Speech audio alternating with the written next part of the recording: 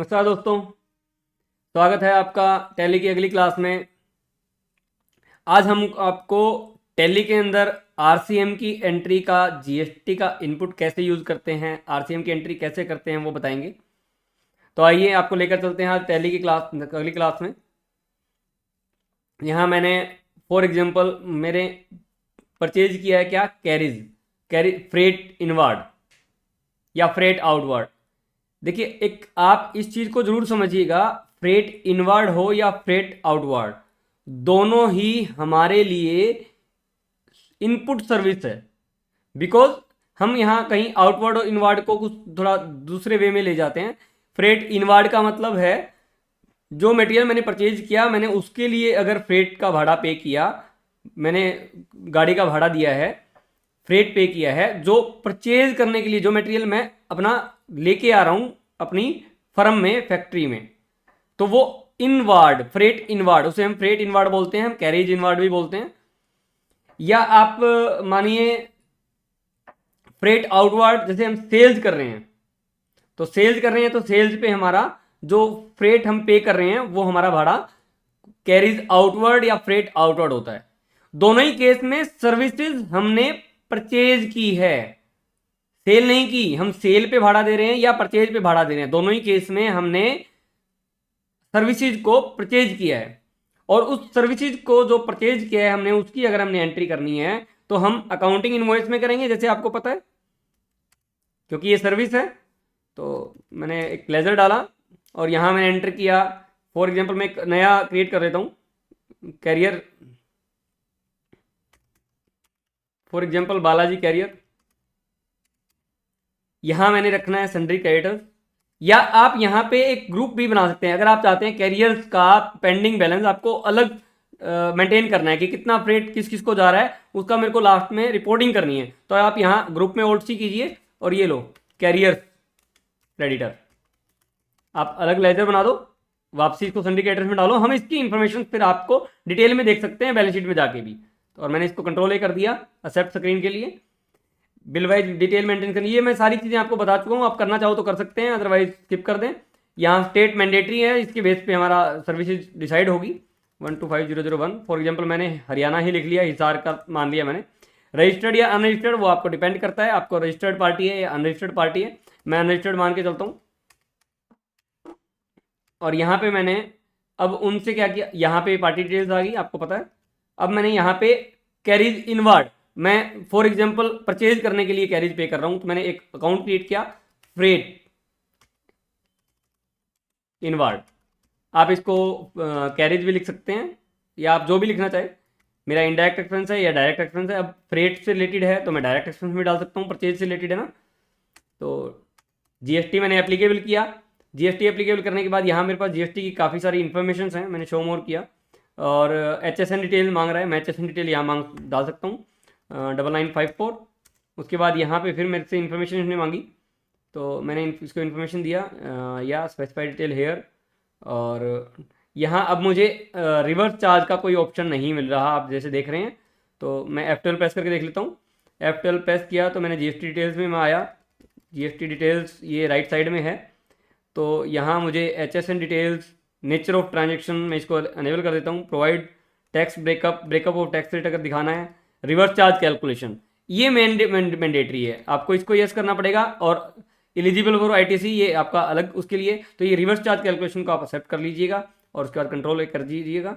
तो अभी यहाँ देखिए आप GST rate specified detail here, और IGST का रेट मांग रहा है, मैंने 5% डाल दिया, तो CGST SGST ऑटोमेटिक आएगा। अब ये देखिए applicable for reverse charge, yes, इसके ऊपर रिवर्स चार्ज लगता है। मतलब रिवर्स चार्ज का मतलब क्या होता है, रिवर्स चार्ज का मतलब समझिए, नॉर्मल कंडीशंस के अंदर हम जब सेल करते हैं तो हमें जीएसटी गवर्नमेंट को पे करना होता है। हम कस्टमर से अपना जीएसटी लेंगे, जितनी भी हमारी वैल्यू ऑफ गुड्स है उस पर हम ऐड करके जीएसटी क्लेम करेंगे, तो कस्टमर हमें हमारी वैल्यू, गुड्स की वैल्यू प्लस जीएसटी पे करेगा। और वो जीएसटी हमें अपना परचेज के ऊपर जो जीएसटी है वो माइनस करके, जो हम जीएसटी की रिटर्न फाइल करते हैं 3B, उसके अंदर हमें वो एडजस्ट करके बाकी जो बच गया, जो सेल्स पे एक्स्ट्रा कलेक्ट हुआ है, वो गवर्नमेंट को पे करना होता है। तो वो नॉर्मल केस में वो फॉरवर्ड चार्ज मैकेनिज्म बोला जाता है उसको। तो वो FCM बोलते हैं, फॉरवर्ड चार्ज मैकेनिज्म। तो वो फॉरवर्ड चार्ज है और रिवर्स चार्ज उसका उल्टा होता है। हमने परचेज किया है तो हमें क्या करना था, परचेज के ऊपर जो GST है वो पे करके आना था जिस हमारे सप्लायर को जिससे हमने परचेज किया है। बट रिवर्स चार्ज के अंदर ये थोड़ा सा रिवर्स चलता है कि मतलब परचेज उसको हमें पे नहीं करके आना, सर्विस हमने परचेज की है बट GST गवर्नमेंट को हमें डायरेक्ट पे करना है। और डायरेक्ट पे करके हम उसका, जब हम पे करते हैं तो पे करके हम उसका क्लेम भी, GST का ITC भी ले सकते हैं। वो मैं आपको दिखाऊंगा कैसे शो करना है। तो यहाँ सर्विसेज मैंने एंटर किया और मैंने इसको एंटर कर दिया। अब यहाँ मैंने फॉर एग्जाम्पल 10,000 रुपीज़ का ये डेट 31 दिसंबर चल रही, कोई नहीं 31 दिसंबर में हम देख लेंगे। तो मैंने एंटर कर दिया। अब यहाँ आपको CGST SGST नहीं डालना। क्यों नहीं डालना? क्योंकि RCM है, रिवर्स चार्ज है। तो मैंने इसको एंटर कर दिया। अब आप GST की रिटर्न्स में आएंगे, GST की रिपोर्ट्स में आए, GSTR 3B में आए और मुझे कौन से महीने की देखनी है, दिसंबर में एंट्री की है मैंने। 1 दिसंबर से 31 दिसंबर में आया मैं। और आप देखेंगे यहाँ पे मेरी ये एंट्री रिफ्लेक्टेड है, क्या, टैक्स ऑन रिवर्स चार्ज। अब इसकी मेरे को एंट्री भी करनी है ताकि ये रिफ्लेक्ट अच्छे से हो। तो मैंने Alt J किया, Alt J एडजस्टमेंट। यहाँ राइट साइड में आप देखेंगे तो लिखा होता है,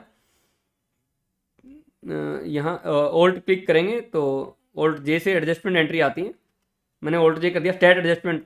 एक मिनट, यहाँ दिखा नहीं रहा आपको, मैं देखने की कोशिश कर रहा हूँ, एक मिनट, जस्ट एक मिनट।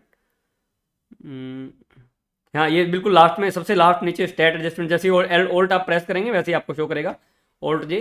आपको एंट्री करनी है GST की, या नेचर ऑफ एडजस्टमेंट क्या है, मुझे इंक्रीज करना है टैक्स लाइबिलिटी को और इनपुट टैक्स क्रेडिट को। क्योंकि एक GST के अंदर मुझे पहले लाइबिलिटी क्रिएट करनी होती है रिवर्स चार्ज के कारण, और जब रिवर्स चार्ज की लाइबिलिटी क्रिएट हो जाएगी तो फिर मुझको इनपुट क्रिएट करना होता है। तो मैं दोनों काम एक साथ कर लेता हूँ। मैंने इसको इनपुट रिवर्स चार्ज में डाला और यहाँ पार्टी का नाम आएगा, नहीं, रिवर्स चार्ज CGST कितना, रेट रेट है मेरा 2.5 और 10,000 टैक्सेबल वैल्यू है। और 10,000 का 2.5 कितना आएगा, 250 रुपीज़, 250 रुपीज़। फिर मैंने बाई किया CGST।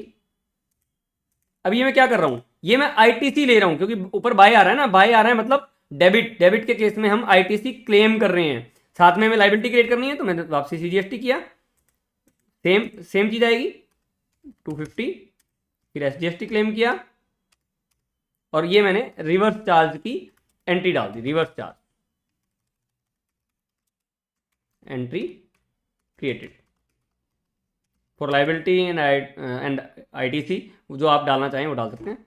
जैसे ही मैंने इसको एंटर किया, आप देखो यहाँ एंट्री आपको शो करेगी, बट ये एंट्री एरर में आ गई। एरर में क्यों आ गई देखिए, आपको दिखाता हूँ मैं। Incorrect tax ledger selected, CGST SGST ledger तो मैंने सही सिलेक्ट किया। एक मिनट, एक मिनट मैं देखता हूँ क्या। Okay, GST registration details are not specified. तो नहीं, ये तो वो पिछली एंट्री है ना। जस्ट एक minute, incorrect GST ledger incorrect बता रहा है ये।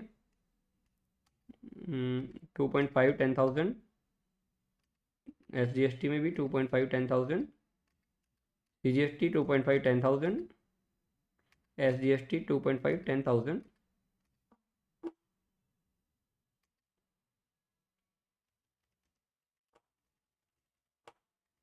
500 टैक्स लेजर ही गलत दिखा रहा है। जस्ट ए मिनट, मैं चेक करता हूँ।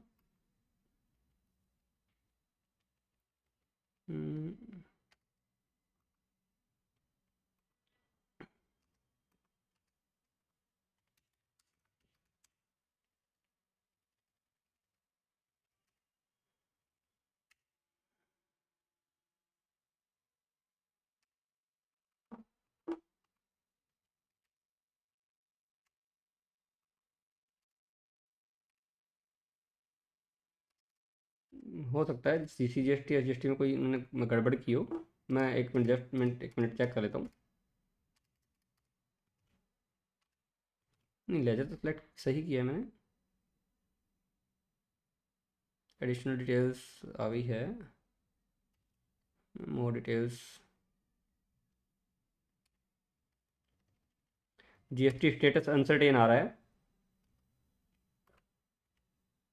GSTR 3B।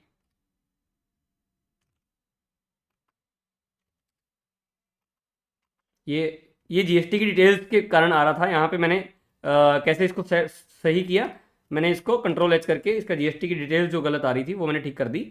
और उसके बाद आप देखिए आपकी लाइबिलिटीज़ क्रिएट हो गई और आपका आईटीसी जो आपने क्लेम कहाँ करना था 3B के अंदर कहाँ क्लेम होता है वो आपको सही से शो करेगा। तो ये आपकी एंट्री है। अब इसमें आपको और क्या करना है, आपको जीएसटी कैश में पे करना होता है। कैश में पे करने के बाद आपको ये जीएसटी का आईटीसी क्लेम हो गया, आपने लाइबिलिटी भी क्रिएट कर दी और क्लेम। अब आपको एक अगर मैं दिखाऊं तो सीजीएसटी का लेजर दिखाता हूँ। देखिए गेटवे ऑफ टैली पे आने के बाद DAL और मैं सीजीएसटी के लेजर में जाता हूँ। आप देखिए 250 रुपीज़ मैंने पे भी किया और रिसीव भी किया। अब मैं यहाँ पे जीएसटी कैश लेजर से पेमेंट कर सकता हूँ। मैं F7 में ऑल्ट ए करके मैंने यहाँ जब लेजर में होते हैं आप ऑल्ट ए करके एक न्यू एंट्री क्रिएट कर सकते हैं और F7 में जाके और ये नॉट एप्लीकेबल कर दिया मैंने। यहाँ मैंने एक जीएसटी का कैश लेजर बना लिया तो CGST में पे करवाऊँगा 250 रुपीज़, SGST में पे करवाऊँगा 250 रुपीज़ और ऑल्ट सी करके मैंने जीएसटी कैश लेजर का पैसा बना लिया। मैंने जीएसटी कैश लेजर का अकाउंट एक क्रिएट कर लिया मैंने, जीएसटी कैश लेजर, और ये करंट एसेट में जाता है। और आप ये देखिए अब ये यहाँ से लाइबिलिटी भी पे भी हो जाएगी तो हमारा जीएसटी का इनपुट भी इंक्रीज हो जाएगा। और ये जीएसटी की लाइबिलिटी जो हमारी है, अगर हम बैलेंस शीट में जाएंगे तो हमें यहाँ दिखेगी 500 रुपये पे करने हैं। ये हम नेक्स्ट मंथ, जैसे दिसंबर मंथ है तो 20 तारीख को, अगर 20 तारीख या जिससे उससे पहले जब भी हम जीएसटी की रिटर्न फाइल करेंगे तो टैक्स पे करेंगे तो यहाँ पे बैंक के थ्रू ऑलरेडी पेमेंट की एक एंट्री आ जाएगी। जैसे मैंने ऑल्ट ए करके वापसी F5 न्यू एंट्री क्रिएट करने के लिए ऑल्ट ए यूज़ होता है। तो HDFC बैंक से मैंने जीएसटी कैश लेजर में पैसा पे कर दिया 500 रुपये। कब कर दिया मैंने, फॉर एग्जांपल मैंने 5 जनवरी को कर दिया। तो यहाँ से ये क्रिएट करने से आपकी एंट्री ख़त्म हो जाएगी। ये पेमेंट होगी ना तो बैलेंस 0 हो गया। तो आज की क्लास में इतना ही, धन्यवाद। उम्मीद करता हूँ आपको समझ आया होगा कि जीएसटी के अंदर RCM की एंट्री को कैसे पोस्ट करते हैं। नेक्स्ट क्लास में हम इससे आगे चलेंगे। Thank you.